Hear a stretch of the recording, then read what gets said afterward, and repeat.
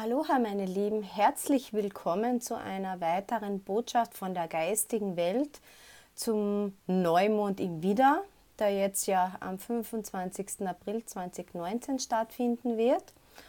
Und ich hatte heute so eine Eingebung, dass ich eben die geistige Welt mit all den Engelskarten, die ich habe, befrage, welche Botschaften sie für uns zur Verfügung haben für diese Zeit. Und ja, und das ist, glaube ich, ein tolles Orakel geworden. Der Neumond im Widder, der ist ein sehr spannender Neumond, denn einerseits werden wir vorangetrieben mit all seinen Energien, die er uns schickt, und gleichzeitig auch ermahnt und uns hilft, den nächsten Schritt zu machen. Also einerseits werden wir vorangetrieben, den nächsten Schritt zu machen, mutig zu sein, unser inneren Schweinehund, die Macht über unser Leben nicht zu übergeben, sondern diszipliniert sein, den nächsten Schritt zu wagen, unsere Ziele in den Fokus zu stellen und die Kraft und diese mit aller Kraft verfolgen. Und selbst wenn Steine sich immer wieder in den Weg legen oder sich immer wieder Widerstände aufgeben, bitte nicht aufgeben, geh weiter, stoß den Stein beiseite und gehe weiter. Du bist stark genug, gerade jetzt es ist ja doch auch eine Phase des Neubeginns, all deine Ziele auch wirklich zu erreichen, aber nur dann, wenn du dran bleibst. Denn diese Steine, die sich zeigen, sind ja meistens diese inneren Widerstände, die immer wieder hochkommen. Ist das überhaupt der richtige Weg? Das hat sowieso keinen Sinn, ich kann das Ziel nicht erreichen. All solche Dinge kommen dann immer wieder dazwischen hoch. Und jetzt gilt es eben, diese Widerstände einfach beiseite zu schieben, sich vom Weg nicht abbringen zu lassen, weiterzugehen, egal in welcher Situation du dich gerade befindest. Jetzt haben wir wirklich die Möglichkeit, voranzuschreiten, unsere Ziele Schritt für Schritt zu erreichen. Und andererseits dürfen wir uns natürlich von diesen Widerständen, von diesen Stolpersteinen, die sich immer wieder bemerkbar machen, nicht entmutigen lassen. Das ist jetzt so einmal die Grundenergie. Welche Grundenergie, welche Überschrift habe ich mir da ausgesucht? Das ist eben Visualisiere Erfolg. Ich denke, das ist eine Situation, die in allen Lebensbereichen notwendig ist. Egal um welche Situation es sich jetzt in deinem Leben handelt, wichtig ist, dass du dir die optimale Situation, die du dir wünschst, vorstellst, am besten jeden Abend und in der Früh am Abend beim Schlafen gehen und in der Früh vorm Aufstehen, dass es rausbringt. Und zwar so, dass du dir richtig vorstellst, wie du dich selbst in der Situation befindest und was du dabei fühlst. Denn es ist wichtig beim Visualisieren, dass man das auch fühlt. Du musst es unbedingt fühlen, denn dann geschieht ein Wunder über kurz oder lang und du wirst den Erfolg haben, weil dein Geist, dein Körper, deine Seele auf Erfolg eingestellt ist. Und nur so funktioniert das Manifestieren. Das ist nichts anderes. Wo steht auf dieser Karte? Sieh dich selbst, wie du in dieser Situation erfolgreich bist und vertraue auf ein positives Ergebnis. Positive Gedanken ziehen Positives an. Wie wir wissen, das ist eben das Gesetz der Resonanz. Also es ist egal, ob es beruflich, finanziell, privat ist, welche Situation auch immer, visualisiere das wirklich so, dass du das wirklich mit allen Sinnen fühlen und spüren kannst und wiederhole das tagtäglich und dann wird sich das über kurz oder lang auch in diese Richtung leichter und schneller entwickeln, weil wir positiv eingestellt sind. Also ich finde, diese Energie passt ganz gut zum Widder-Neumond. So, diese Karte lege ich jetzt einmal so als Energieträger hierher und dann gehen wir mit der ersten Karte voran. Und da sind die 10 der Blüten, das ist aus dem Tarot der Liebe, habe ich das ausgewählt, die 10 Blüten. Und man sieht ja hier spiegelt sich ein leeres Meer eigentlich. 2 Zwillingsherzen sieht man hier am Horizont und die rote Sonne drüber, die hoch am Himmel steht und vor der eben sich 2 Seelenvögel begegnen und sich praktisch die Flügel reichen und auch die Köpfe aneinander legen. Es ist ja sehr, sehr schön, eine sehr, sehr schöne Energie. Die Bedeutung ist, dass es eben jetzt um tiefere Liebe geht. Einen Schritt in Selbstverwirklichung ist jetzt möglich, Selbstlosigkeit, Freiheit von Verstrickung und emotionalen Fesseln. Die Karte zeigt einfach, dass wir lieben können und dass wir auch lieben werden. Unsere unbewussten Ängste, die ständig immer wieder einmal hochkommen, verlieren jetzt ihre Macht, wenn wir positiv unseren Erfolg visualisieren. Das ist natürlich Grundvoraussetzung. Und ja, diese Ängste verlieren eben die Macht und wir werden wirklich einen Menschen lieben, den wir auch bei dem wir auch eine gewisse Freiheit respektieren. Also es geht darum, dass die Liebe nicht zwanghaft sein soll, dass sie nicht aufgedrängt werden soll, dass sie nicht einseitig sein, sondern eine tiefgründige Liebe mit einer gewissen Freiheit, sich trotzdem jeder für sich frei entfalten zu können. Das heißt nicht, dass man jetzt sich gegenseitig bedrückt, das meine ich nicht mit Freiheit, bei Gott nicht, sondern dass man jeder für sich weiterentwickeln kann, dass man ihm da einen gewissen Freiraum lässt. Also diese Möglichkeiten wären einem jetzt mit diesem sogenannten Seelenpartner, der sich hier zeigt, auch auf dem Bild, ermöglicht. Geometrisch bedeutet diese Form, die man hier sieht, das ist ein Zehneck im Element des Wassers und das bedeutet, wir schaffen bewusst unser eigenes Glück. Und wie können wir das bewusst schaffen? Indem wir unseren Erfolg visualisieren, manifestieren, das ist das Wichtigste. Dann schaffen wir bewusst unser eigenes Glück und wir sind dann eigentlich, das Sprichwort gibt es nicht umsonst, unser Glückesschmied. Also jeder ist seines Glückes Schmied. Das ist einfach wirklich so. Also eine sehr, sehr schöne Energie, die eben sagt, dass jetzt jemand ins Leben treten wird, mit dem man wirklich eine Seelenpartnerschaft leben kann oder man schon mittendrin ist, dass da wieder mehr Tiefe, mehr Leidenschaft reinkommt und trotzdem sich jeder selbst verwirklichen kann, seine Freiheit genießt, sich frei zu entfalten, vom Gegenüber nicht unterdrückt wird. Also die 10 der Blüten ist wirklich eine ganz, ganz tolle Energie und ich finde, das passt auch sehr, sehr gut jetzt zur Neumond-Energie im Widder, mit diesem Neubeginn, mit diesem, jetzt gehen wir voran, jetzt haben wir die Möglichkeit und die Energie und die Kraft, den nächsten Schritt in die richtige Richtung zu setzen, auch wenn sich immer wieder Stolpersteine zeigen, weg damit, den Weg geradlinig verfolgen und dann stehen die Chancen sehr, sehr gut, dass wir unsere Ziele wirklich erreichen. Aus dem Engel-Orakel ist zur Neumond-Energie auf sicherem Boden stehen gesprungen und was sagt die Karte? Wenn dir das Bewusstsein um den Zustand deines Körpers und der physischen Welt abhanden kommt, verlierst du den Boden unter den Füßen.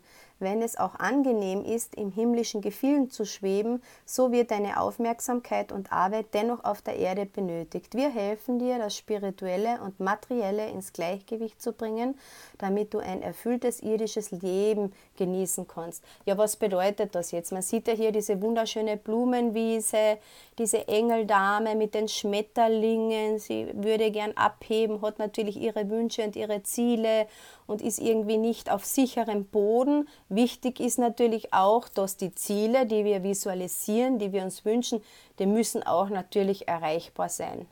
Also das ist natürlich Grundvoraussetzung. Wenn ich mir jetzt, was weiß ich, wünsche, ich will übermorgen im Lotto gewinnen, ich meine, das wird schwierig sein. Es müssen schon Ziele sein, es ist möglich, aber man muss sich schon Ziele stecken, die auch wirklich erreichbar sind, weil wenn man die dann nicht erreicht, dann ist man frustriert. Das bringt nichts. Es müssen schon Ziele sein, die auch wirklich erreichbar sein und dass man eben sich da auf sicherem Boden bewegt, das ist auch ganz wichtig. Also wir sind alle von oben geschützt, das zeigt ja dieses Blau. Das Frühlingshafte, das passt jetzt auch ganz gut dazu. Der Frühling hat ja bereits begonnen, die Leichtigkeit kommt wieder mehr rein, die Freude, die Lebensfreude, der Genuss, aber trotzdem sollte man schauen, dass man eben nicht abhebt und sich auch Ziele steckt, die dann auch wirklich zu erreichen sind, gar keine Frage. Das ist natürlich auch wichtig. Was ist aus dem Erzengel-Orakel gesprungen? Der Erzengel Schamuel, geliebtes Wesen. Erzengel Schamuel sagt, ich helfe dir bei der spirituellen Beziehung mit deinem Seelengefährten.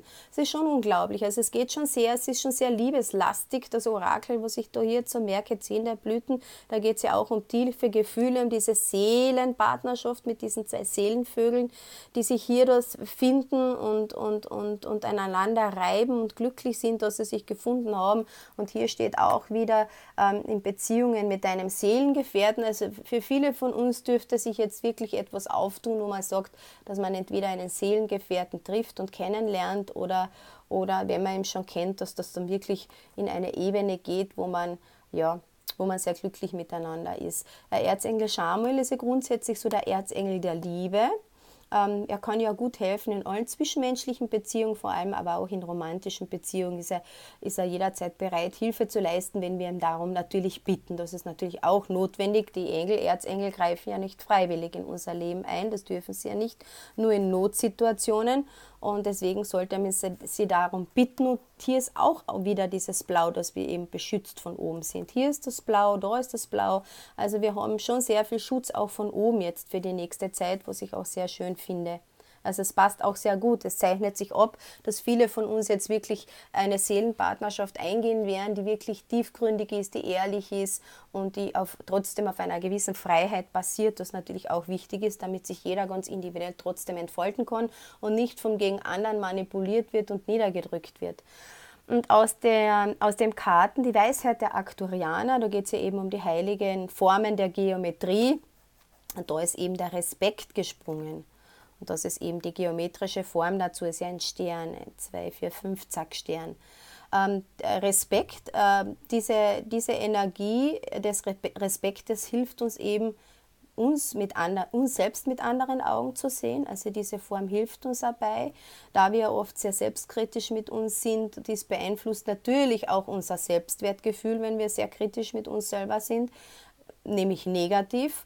Man hat Angst. Angst ist auch oft die Blockade, die uns daran hindert, das zu tun, was wir wirklich wollen, weil wir es uns nicht zutrauen, weil wir denken, ach, das gelingt mir nicht, das kann ich nicht, das wird nichts. Das sind eben alles diese selbstkritischen Gefühle, die dann hochkommen, unser Selbstwertgefühl negativ beeinflussen und die Ängste dann wieder hochkommen und dann, und das ist aber das, was wir nicht wirklich wollen.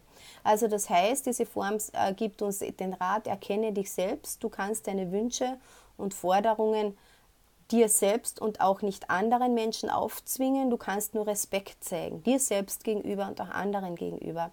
Oft zwingen wir uns, gewisse Dinge zu machen, die wir gar nicht wollen und das gilt auch noch natürlich auch fürs Gegenüber. Wir zwingen oft andere dazu, etwas zu tun, das sie gar nicht tun möchten oder möchten sie darüber überreden oder was weiß ich. Wir tun das zwar nicht bewusst oder um dem anderen zu schaden, doch manchmal ist das natürlich manipulativ, denn das, was für mich gut ist, heißt noch lange nicht, dass es für den anderen gut ist.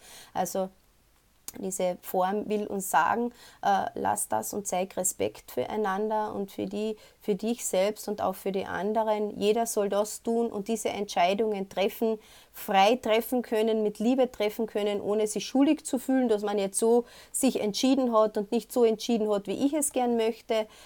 Das ist ganz wichtig.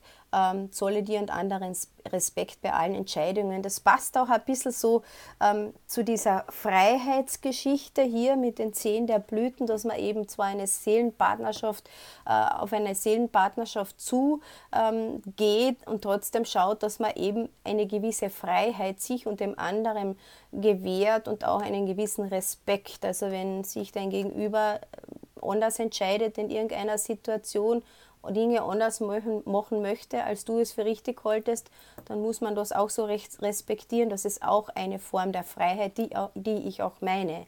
Dass man sich einfach entfalten kann, wie man es möchte.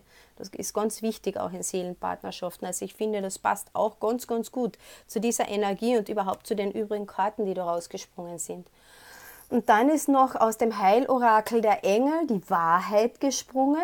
Wahrheit und Integrität. Du wirst mit dieser Karte angeleitet, ehrlich, oder die Engel leiten dich an, ehrlich mit dir selbst zu sein und deinem wahren Wesen, bei allem, was dir wichtig ist, bei allen Aktivitäten und Taten auch treu zu bleiben. Die Engel sagen dir, lass alles los, was nicht authentisch ist für dich, auch alle Menschen, Situationen, Aktivitäten, Beziehungen, die nicht mit dir im Einklang sind. Und falls irgendwas in deinem Leben im Moment nicht funktioniert, übergib es Gott und den Engeln. Wunder folgen immer dann, wenn wir loslassen und die störenden Umstände den Engeln übergeben. Erwarte ein Wunder, wenn du beschließt, ehrlich mit dir selbst zu sein und ja, Dinge eben loszulassen, die nicht deiner Wahrheit entsprechen. Das ist ganz wichtig. Und dieses Grün rundherum zeigt auch, dass Heilung geschehen wird, dass Heilung passiert, dass du sehr wohl deine Wahrheit und deine Integrität wahren wirst, dass du überlegen wirst, was ist für mich wichtig, wer ist für mich wichtig, was ist mein Ziel, wie komme ich dorthin. Also es werden sich vielleicht manche Menschen verabschieden und neue Türen öffnen sich wieder, aber es ist wichtig, dass man eben Dinge loslässt, die einem nicht mehr gut tun und diese innere Wahrheit verleugnen. Also passt auch sehr gut zu der Freiheit, zu der Selbstlosigkeit, zu den Seelenpartnern. Also es passt sehr, sehr, sehr gut, dieses ganze Orakel. Und aus dem Orakel der Göttinnen ist die Guinevere gesprungen. Das ist wahre Liebe, also sehr unglaublich, wie die Karten hier miteinander sprechen. Die romantischen Regungen deines Herzens haben das Universum dazu bewogen, dir die große Liebe zu bringen. Also wieder, hier kommt die große Liebe, hier kommt der Seelengefährte. Natürlich sollst du Ziele haben, die realistisch sind. Geh mit dir und mit deinem Umfeld in Wahrheit um. Schau eben, dass es auf einer respektvollen, freiheitsbasierenden Ebene ist. Also es ist echt unglaublich. Also viele, viele von uns werden jetzt wirklich in dieser Neumondzeit, in dieser Widder, in dieser Neubeginnzeit, in diesem Frühlingsbeginn, im astrologischen Neujahrsbeginn wirklich scheinbar die große Liebe finden. Entschuldige, Guinevere ist ja eine dreifache Göttin der Kelten. Sie galt an und für sich als Fruchtbarkeitsgöttin und hat auch die Toten in die Anderswelt begleitet. Sie hilft uns aber vor allem, eine Partnerschaft mit Menschen einzugehen, den wir wahrhaft lieben können, und sie unterstützt uns daran, diese Liebe auch lebendig zu halten, was ja auch wichtig ist, dass nicht nach einer gewissen Zeit so eine Stagnation reinkommt. Also die Bedeutung ist, die Partnerschaft mit deinem Seelengefährten steht entweder kurz davor oder hat gerade begonnen. Also wirklich wunderschön, es ist unglaublich. Also viele von uns werden jetzt in dieser Zeit dem Seelenpartner begegnen. Oder die Seelenpartnerschaft wird eben Früchte tragen. Und in bestehenden Partnerschaften flammt eine neue Leidenschaft auf, wenn es dein Seelenpartner ist. Also wirklich unglaublich, muss ich sagen, diese Botschaften. Und die Herz-zu-Herz-Botschaft ist geben. Ich gebe von Herzen, ohne zu erwarten. Na, das stimmt auch wieder. Das passt mit dieser Freiheit, mit dem Respekt zusammen.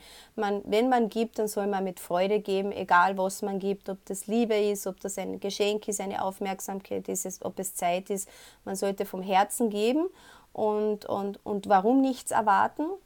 Weil das einfach zum Leben gehört, dass man eben gibt, ohne zu erwarten. Und wenn man nichts erwartet, dann kann man auch nicht enttäuscht werden. Es geht auch darum. Und wenn man gibt, dann sollte man eigentlich vom Herzen geben, ohne irgendwelche Erwartungen dafür zu haben. Also passt auch sehr, sehr gut. Also meine Lieben, worum geht es in dieser Zeit? Viele von uns werden jetzt den Seelenpartner des Lebens begegnen, finden, oder mit ihm auf die nächsthöhere Ebene geben, in einer respektvollen Form, in einer Form von Freiheit, wo sich jeder trotzdem so entwickeln kann, wie er es möchte. Wahrheit und Integrität ist ein wichtiger Faktor, um eben den eigenen Weg auch so zu verfolgen können. Und die Guinevere sagt auch, dass es eben zu einer Seelenpartnerschaft kommt, zu einem Treffen der Liebe des Lebens kommt. Also wirklich wunderschön. Und natürlich bis dahin visualisieren, manifestieren ist natürlich ganz wichtig, damit das eben einen Drive bekommt, damit es schneller vorangeht. Also ich würde sagen, echt ein tolles Orakel für die kommende Neumondzeit. Also wunderschön. Und ich freue mich für jeden, der dieser Zeit jetzt in dieser Zeit dem Seelenpartner begegnet, und ich wünsche euch alles Liebe und eine ganz tolle Zeit. Bis bald. Aloha.